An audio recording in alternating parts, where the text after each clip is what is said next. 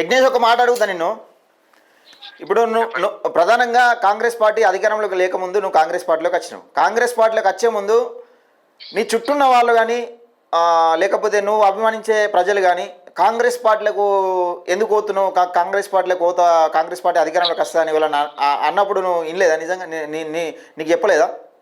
నాకు అర్థం కాలేదన్న. ఫస్ట్ ముందుగా అంటే ముందుగా ఇప్పుడు మీ కాంగ్రెస్ పార్టీలకు నిర్ణయం తీసుకునే ముందు ఫస్ట్ ముందుగా మీరు లైవ్ లో ఉన్నారా లేకపోతే బయట ఉండి కాల్ చేస్తున్నారా? లైవ్ లోనే ఉన్నా. ఒకవేళ మీరు లైవ్ లో ఉంటే ముందుగా మహాశివరాత్రి సందర్భంగా నియోజకవర్గ ప్రజలందరికీ సుఖ సంతోషాలతో నిండు నూరేళ్లు ఆయుర ఆరోగ్యాలు అష్టైశ్వర్యాలతోని ప్రతి ఒక్క నియోజకవర్గ ప్రజలందరికీ సుభిక్షంగా ఉండాలని మనస్ఫూర్తిగా కోరుకుంటూ మరొకసారి మహాశివరాత్రి శుభాకాంక్షలు నియోజకవర్గ ప్రజలందరికీ. ఓకే, ఎట్లుంది కాంగ్రెస్ పార్టీలకు పోయే ముందు ఈ ప్రజలు చుప్పదండి నియోజకవర్గ ప్రజలు నీకు ఏమన్నా సజెషన్ ఇచ్చిర్రా ఆ పార్టీలకు ఎందుకు పోతున్నావు అని?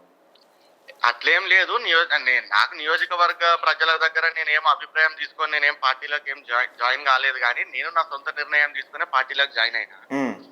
కాకపోతే అప్పుడున్న పరిస్థితుల వల్ల సత్యమన్న కూడా యజ్ఞేష్ రా నీకు మంచి భవిష్యత్తు ఉంటుందని కూడా అన్నాడు. ఇక నాకు గతంలో తెలుగుదేశం పార్టీలో కూడా అనేక వేదికల మీద చూసిన నేను కూడా గతంలో తెలుగుదేశం పార్టీలో పనిచేసిననే కాబట్టి నేను ఇంతకుముందు కూడా చెప్పినా కదా, మన వాయిస్ ఇచ్చినప్పుడు కూడా 2018లో కూడా ఎలక్షన్లు వచ్చినప్పుడు నేను ఏ పార్టీలో లేకపోయినా వచ్చి కాంగ్రెస్ పార్టీ ఓటేసిపోయినా.